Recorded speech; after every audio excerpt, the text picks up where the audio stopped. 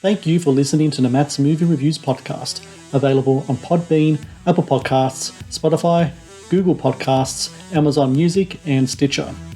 Also, please follow Matt's Movie Reviews on Facebook, YouTube, LinkedIn, Reddit, Instagram, and MeWe.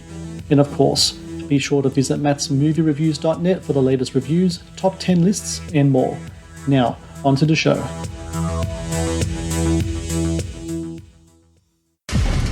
Everybody's got someone they want to kill. Thing is, no one realizes how easy it is to do. Think about it for a second. If you could get away with it, wouldn't you?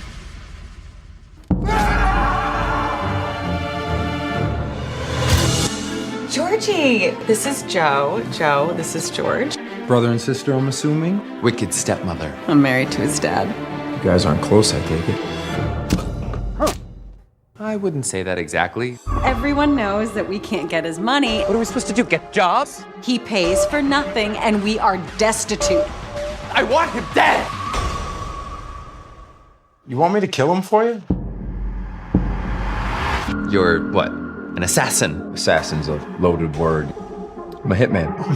I'm having a panic attack. Wine is good, though. Just be a man about it. We're white, and we're rich. We can kill one guy.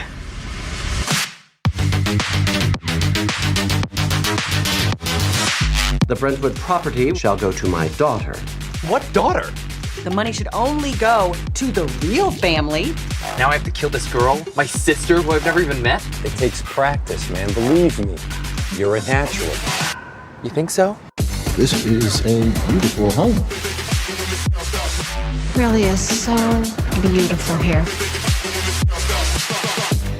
I'm so happy to be here.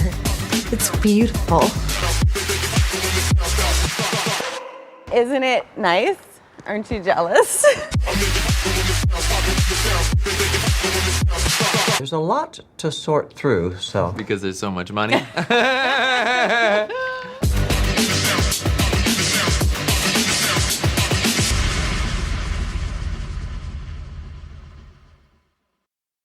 Hello and welcome to the Matt's Movie Reviews podcast. I am your host, Matthew Pejkovic, and this is episode number 379.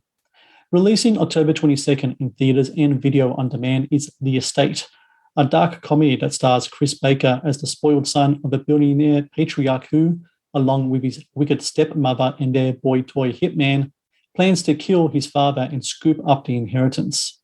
A taboo-pushing, neon-drenched murder comedy that delves into the lives of the rich and the murderously insane.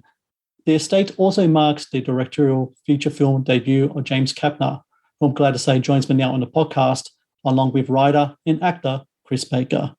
James and Chris, I thank you so very much for your time today. Thank you. Yeah, thanks for having us, Matt. Thank you, Matt. This is very exciting for us. Thank you. So, James, I'm going to start with you first. You and Chris have worked with each other previously before, web series, short form. Here we have feature film, a directorial debut for yourself. How did the idea of doing a feature film with you and Chris kind of come up? Is this something that's like just a natural progression between you two as being partners in crime for such a long time? Yeah, it was. And it was something that I think we were always keeping our eye on and wanting to graduate to. You know, Chris and I grew up as young kids, you know, in love with movies. And I think when you come out to Hollywood in the very beginning, it's a tough town and you don't just jump right into a feature film, you know? So we both started out in short form. My background is music videos, hustling around all the old haunts of Hollywood, you know, finding independent artists to do stuff with. And, you know, had the pleasure and honor of working with Chris on some web series that he had written.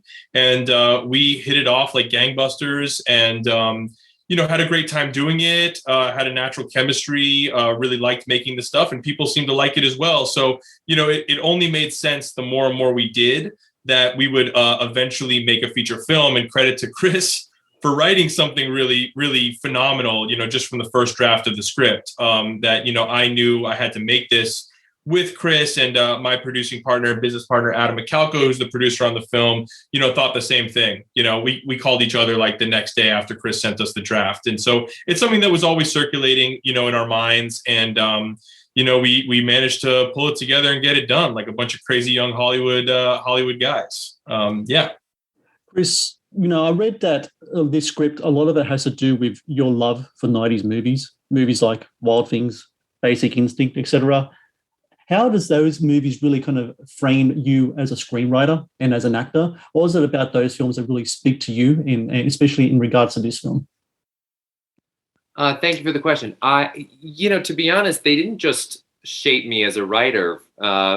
They shaped me as a person, for better or worse. I think that the films that I saw when I was really way too young to see them, frankly, were incredibly formative because I saw these very beautiful movie stars using their bodies and using their language and using whatever they could to seduce other people or to get what they wanted out of people. And I think that in today's climate, with movies now, I don't see that very often. And those stories really left such an impression on me. And I think real people in sort of extraordinary situations is something we really don't see very often anymore in movies, and have it be fun and escapist entertainment, a thing where you don't have to worry about what's on Twitter, or what's in the news while you're watching a movie. I think that when James and I and our lead producer, Adam McCalca, set out to do this, I think, frankly, we wanted to provide people with a true movie experience and a piece of escapist entertainment that was colorful and, sumptuous. And the plot was really something that I always respected in a film, where it kept you guessing, it kept you wondering. And we don't have any CGI in this film, so we had to rely on other things like, great dialogue if we can do it, or great costumes and bodies and everything. And that was what we really set out to do. James, I just got to ask, when it comes to this trio of characters, you have Chris, of course, playing the lead role, but you also have Chris surrounded by Eliza Coupe, who plays Lux, the stepmother.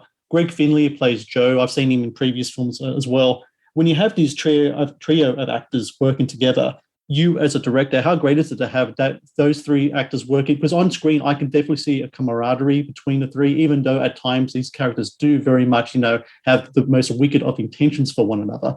The camaraderie is there. And I think for you as a director, that'd be really cool to see that, especially for an independent production, where I'm sure time is very scarce, etc. To have that kind of chemistry, that kind of impact between the three actors would have been really fun for you as a filmmaker to work with that. Yeah. I forget who said it, so I don't know who to attribute it to, but some director along the way said that casting is like 90% of the job. And I grew up loving just moving the camera and really how the frame looked and the mise en scène and composition of a shot. But I've grown to really believe that that's true.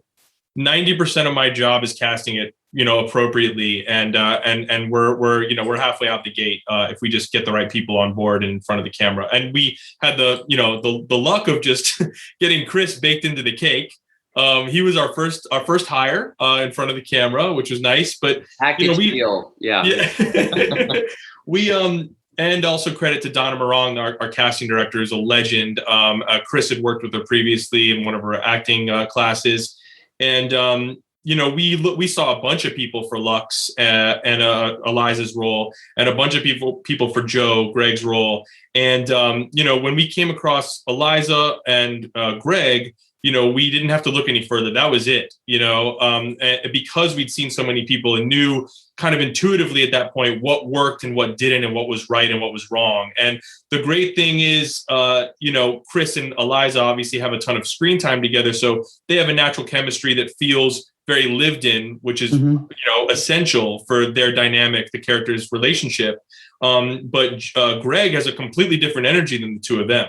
And so using that as a foil and kind of that dynamic to bounce off of one another was almost musical. And when I talk about Chris's script, Chris has a musical background. I love music, have a musical background. It was always very musical. So having these different notes and instruments almost was really essential in order to make the script come to life. So yeah, these guys did a fantastic, and they're all really great to work with. So yeah, it was great. The Matt's Movie Reviews podcast is brought to you by 80s Tees. 80s Tees is an online retailer of licensed t-shirts and pop culture gear from your favorite movies, TV shows, cartoons, video games, comic books, and musicians. Celebrate your inner 80s nerd and click on the link in the show notes below to get the raddest retro t-shirts delivered to your door. The Matt's Movie Reviews podcast is brought to you by Loot Crate. Founded in 2012, Loot Crate is the worldwide leader in fan subscription boxes. Loot Crate partners with industry leaders in entertainment, gaming, sports, and pop culture to deliver monthly themed crates, produce interactive experiences in digital content, and film original video productions. No matter what you geek out about, Loot Crate has a subscription box for you. To get your very own exclusive collectibles, apparel, and gear delivered to your door, be sure to click on the link in the show notes below. The Matt's Movie Reviews podcast is also brought to you by Vudu. Watch the latest movies and TV shows anytime, anywhere. No subscriptions, no contract. Enjoy stunning quality in up to 4K ultra high definition at home and download and watch on your mobile device as well. To rent and buy from over 100,000 titles or watch thousands of movies free with Vudu Movies on us, be sure to click on the link in the show notes below. Now, back to the show.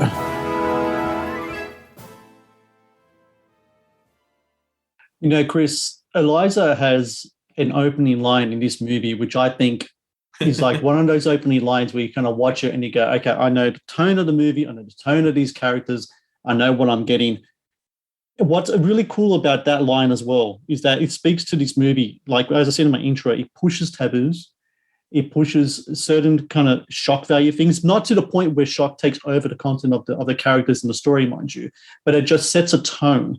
When you have characters like that and you know the tone of your film, how fun is it to write characters that don't have a filter? And at times, do you have to kind of draw yourself back and say, oh, maybe I can't go there, and maybe just notch it back a little bit? Maybe, James, maybe you even had experiences being able to say to Chris, hey, Chris, I think maybe we don't go there, but this other line maybe might work a little better. Yeah. I think the best part about that, you know, the best part about writing the script was I knew that these characters were people that did things that normal people that our audience would never do, and that they would say things that our audience would never say. And I think that there's a sick, perverse fun about seeing someone kind of say something that you would never say. I think that if you understand the tone of the movie, you also understand that the filmmakers and the cast don't, sign off on any of this language. If anything, we're showing it because we're delineating who these characters are and just how far outside the mainstream that they, reside.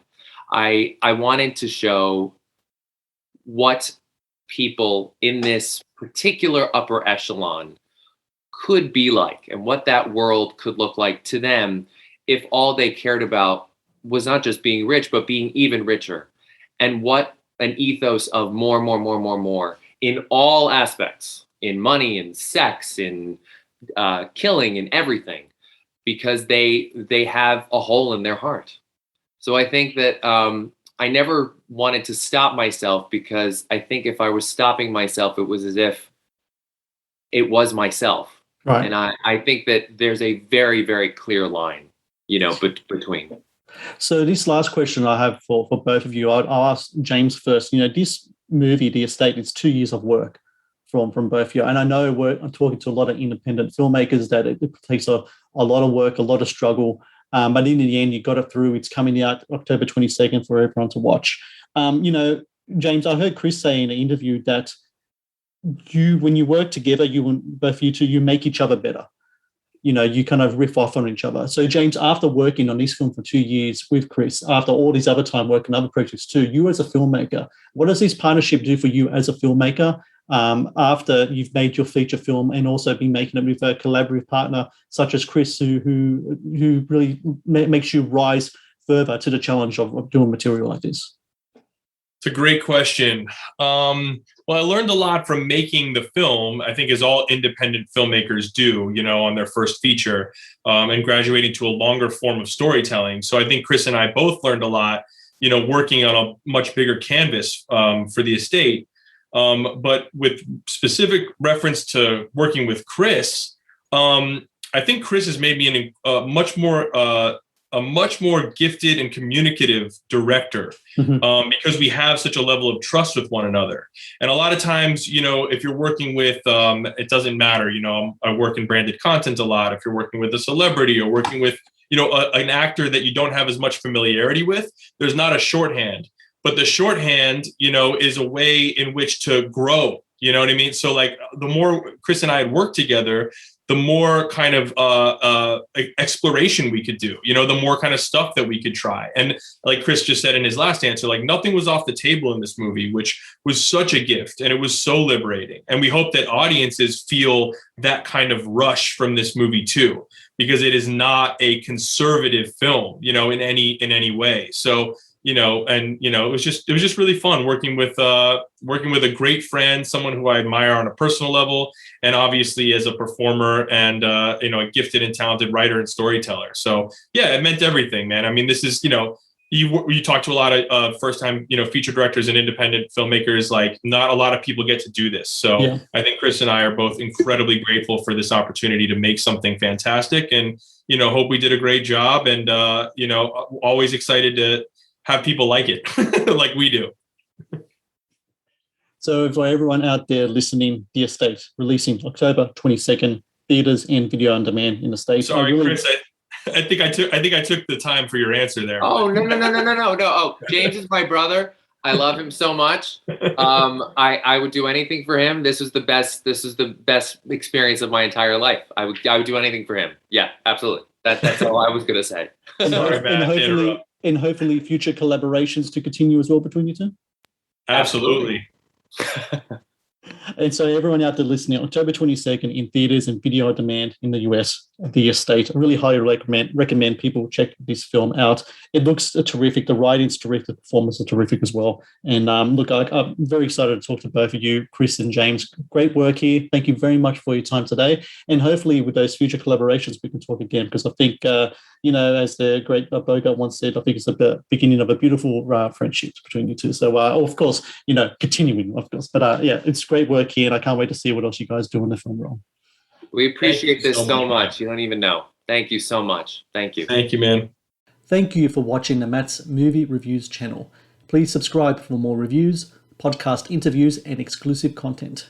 Also, if you would like to request a review and support my work, please join my Patreon via the link in the description below.